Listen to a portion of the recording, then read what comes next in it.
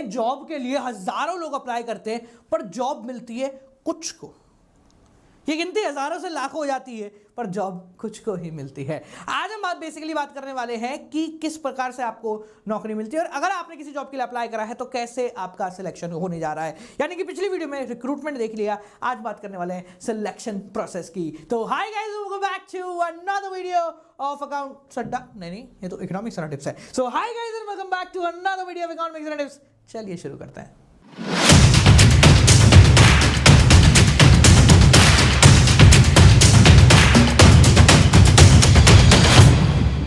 Company जो है उसका सिलेक्शन प्रोसेस बिल्कुल सेम होता है जैसा रोडीज का सिलेक्शन प्रोसेस होता है। नहीं, मुझे पता है कि 90s वालों के लिए रोडीज जो था वो काफ़ी अच्छा शो था, पर 2000 वालों के लिए रोडीज जो है वो बहुत खराब शो बेसिकली हो गया है। पुराना रोडीज जिसमें रघु और राघव और रणविजय वगैरह वो लोग आते थे, ठीक है, तो वो वाले रोडीज का जो सिलेक्शन प्रोसेस है वो सेम इसी प्रकार का है और कंपनी का भी इसी प्रकार का होता है। अगर मैं सिंपल भाषा में बोल दूं तो मान लेते हैं तुम्हारे इंडियन आइडल का मान लो या किसी भी ऐसे रियलिटी शो का जो सिलेक्शन प्रोसेस होता है वो एग्जैक्टली कंपनी के सिलेक्शन प्रोसेस की तरह ही होता है। क्या होता है वो, कैसे होता है, जान समझना। लाखों लोगों की भीड़ ने फॉर्म जमा करा दिए, लाखों लोगों की भीड़ ने इस जॉब के लिए, पर्टिकुलर जॉब के लिए अप्लाई कर दिया। अब क्या होता है, हमें चाहिए 20 लोग। अब 1 लाख लोगों में से 20 लोगों को छांटना बहुत मुश्किल का काम होता है, तो इसके अंदर बहुत सारे स्टेप्स काउंट होते हैं। सबसे पहला स्टेप आता है प्रीलिमिनरी स्क्रीनिंग। इसका मतलब क्या होता है, कुछ नहीं, इसका मतलब होता है ला दिखा, इसकी राइटिंग नहीं, हटा, ला दिखा, अच्छा नहीं लग रहा, हटा। यानी कि आपसे जो फॉर्म भरवाया जाता है उस फॉर्म को देखकर आपके बारे में एक बेसिक आइडिया लगा दिया जाता है और उस फॉर्म में अगर कोई छोटी मोटी टुचकी होती है तो उसको लेकर उसको रिजेक्ट कर दिया जाता है। आपने देखा होगा कि अगर आपके आसपास का कोई भी व्यक्ति सरकारी नौकरी के लिए, किसी भी प्रकार की नौकरी के लिए अप्लाई करता है तो उसको फॉर्म भरने में बहुत सोच समझ के फॉर्म भरना पड़ता है, क्योंकि अगर फॉर्म में थोड़ी सी भी चूक हुई तो उसको पहले ही निकाल दिया जाएगा। ठीक है, ये जो प्रिलिमिनरी स्क्रीनिंग होती है ये कोई एक्सपर्ट नहीं करते, कोई एक्सपर्ट नहीं करेगा। नॉर्मल बेसिक लोग जो होते हैं, जो कंपनी के अंदर होते हैं, वो इसको निपटा देते हैं। हाँ भाई क्या चाहिए, बोले बीएड चाहिए, इसके बाद बीएड है नहीं, हटा। ठीक है, मेरे को क्या चाहिए, बोले एमबीए चाहिए, इसके पास एमबीए पर फाइनेंस में हटा।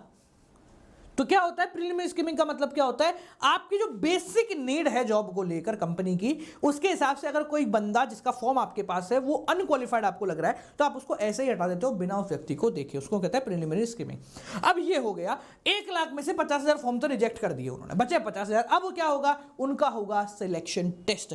अब एक ऐसा फॉर्म बेसिकली भरवाया जाएगा जिस फॉर्म के अंदर, या ऐसा एक टेस्ट होगा जिसके अंदर हम उस व्यक्ति से रिलेटेड बहुत सारी चीजों को जानेंगे, पहचानेंगे। इसके अंदर बहुत सारे टेस्ट होते हैं, इंटेलिजेंट, एप्टीट्यूड, पर्सनालिटी, ट्रेड या इंटरेस्ट टेस्ट। एक एक करके बात करें। इंटेलिजेंट टेस्ट का मतलब एक साइकोलॉजिकल टेस्ट होता है, आपको ऐसा सवाल दे दिया जाता है कि भाई इसका जवाब आप लोग किस प्रकार से दोगे। एप्टीट्यूड टेस्ट का मतलब नई स्किल्स को आप कितना बेहतर तरीके से सीख सकते हो, इसको लेकर आपका एक बेसिक टेस्ट लिया जाता है। पर्सनालिटी, आपका बिहेवियर कैसा है, आपकी सोच कैसी है, आपकी मेंटल एबिलिटी कैसी है। ट्रेड टेस्ट, आप किस प्रकार से व्यापार के अंदर कार्य कर सकते हो, ठीक है, पुरानी स्किल्स को आप कितने बेहतर तरीके से ओवर स्किल कर सकते हो। इंटरेस्ट टेस्ट कि आप किस एरिया में बेहतर हो और किस एरिया में खराब। ये कुछ बेसिक टेस्ट होता है और कंपनी बेसिकली इसको भी एक फॉर्म के फॉर्मेट में ही लेती है। जो पहले फॉर्म की हमने बात करी वो एक ऑनलाइन फॉर्म हो जाता है जिसमें से रिजेक्ट कर देते हैं। उसके बाद एक ऑफलाइन फॉर्म, एक टेस्ट बेसिकली आता है। सरकारी नौकरी तो सरकारी नौकरी का जो टेस्ट होता है आपका, ठीक है, एग्जाम, उसको कंडक्ट कर लो। अगर आप रोडीज या किसी और में देख रहे हो तो एक फॉर्म आता था रोडीज में पहले, जिसमें 50 तरीके उल्टे सीधे सारे सवाल दे देते थे। वो सारे के सारे सवाल जो है ना, उनके हिसाब से बेसिकली उस फॉर्म को देखकर कुछ लोगों को रिजेक्ट कर दिया जाता था, कुछ लोगों को एक्सेप्ट कर लिया जाता था। अब मान लेते 50,000 में से 30,000 और हटा दिया, अब बचे 20,000। अब क्या होगा, अब होगा उनका बेसिक इंटरव्यू। क्या होगा, उनका इंटरव्यू।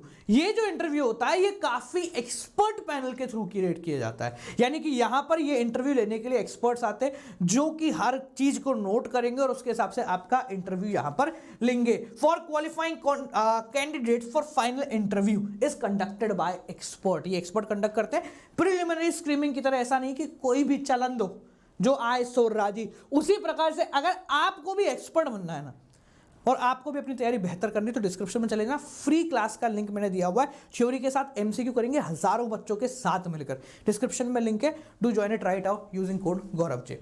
ठीक है, अब हमने इंटरव्यू कर लिया। इंटरव्यू करने के बाद मान लेते हैं सिर्फ 100 लोग हमने सिलेक्ट करे। अब उन 100 लोगों को सिलेक्ट करने के बाद अगला काम होता है कि उन 100 का बैकग्राउंड चेक किया जाए। बैकग्राउंड चेक करने का मतलब क्या है, यह देखा जाए कि उस व्यक्ति की पुरानी जॉब क्या थी, उस व्यक्ति ने पुरानी जॉब क्यों छोड़ी, उस व्यक्ति का बिहेवियर कैसा था। आपको याद होगा, आप कभी भी कोई भी फॉर्म भरते हैं उसके अंदर एक वर्ड आता है रेफरेंसेस। वो रेफरेंसेस का वर्ड जो है ना, हम लोग बहुत कैजुअली भर देते, पर जब भी आप किसी जॉब के लिए अप्लाई करोगे तो वो रेफरेंसेस का जो वर्ड है वो आपको बहुत सोच समझ के भरना पड़ता है, क्योंकि कंपनीज क्या करती हैं, उन रेफरेंसेस को कनेक्ट करती हैं और पूछती हैं कि पहले आपके यहाँ था, क्यों छोड़ा, आपने निकाला या व्यक्ति ने छोड़ा, अगर आपने निकाला तो क्यों निकाला, उस व्यक्ति ने छोड़ा तो किस वजह से छोड़ा। ये सारी की सारी चीजें जो है ना वो चेक करी जाती है, ताकि ऐसा एम्प्लॉय ना ले लें जो कि झगड़ालू हो, जो कि ऐसा हो जो ऑर्गेनाइजेशन में आती सत्यानाशी कर दे सब चीज की। ठीक है, तो इसलिए कंपनी बैकग्राउंड चेक करती है। मान लो बैकग्राउंड चेक करने के बाद या रेफरेंस चेक करने के बाद उन 100 में से 30 लोग और हट गए, बचे कितने, 70। चाहिए 20, अभी भी है 70। अगला काम होता है धांधलेबाजी का, रगड़ के धांधलेबाजी का काम होता है, जिसको हम कहते हैं ना, तू रिटर्न निकाल ले बाकी मैं संभाल लूंगा। सुना होगा आप लोगों ने, अरे तेरा भाई तू रिटर्न निकाल ले बस, बाकी इंटरव्यू सब में तेरा भाई देख लेगा। ये होता है इस पर्टिकुलर पॉइंट में, यानी कि सिलेक्शन। कहाँ गया भाई, सिलेक्शन डिसीजन के अंदर।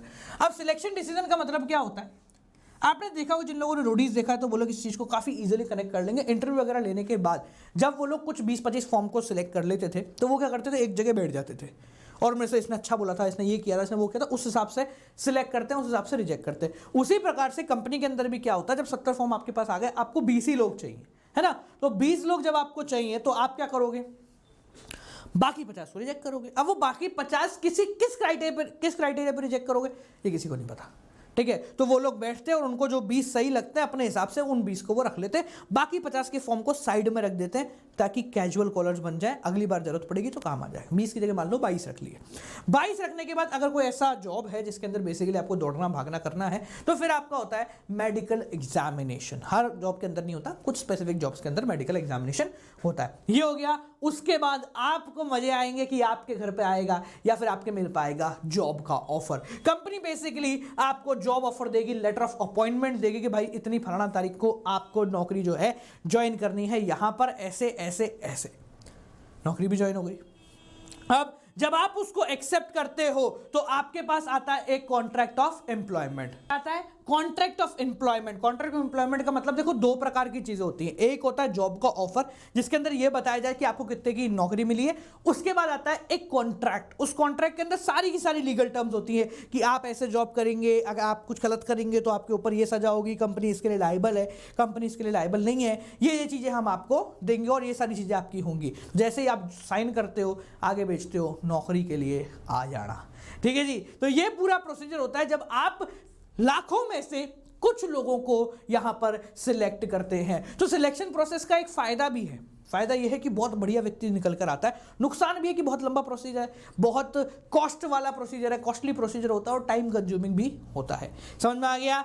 ठीक है, तो चलिए, तो बाल को सिलेक्शन प्रोसीजर भी हो गया। इसके बाद हम ट्रेनिंग के बारे में बात करेंगे, इस चैप्टर की समाप्ति करेंगे और समाप्ति करते ही इस चैप्टर से रिलेटेड एमसीक्यू क्लास डिस्क्रिप्शन में लिंक है, वहां आपको मिल जाएंगे। तो आज की कक्षा को यहीं देते हैं प्रोग्राम, आपसे मिलेंगे अगली क्लास के साथ। Till then guys, keep on watching, goodbye, नमस्कार।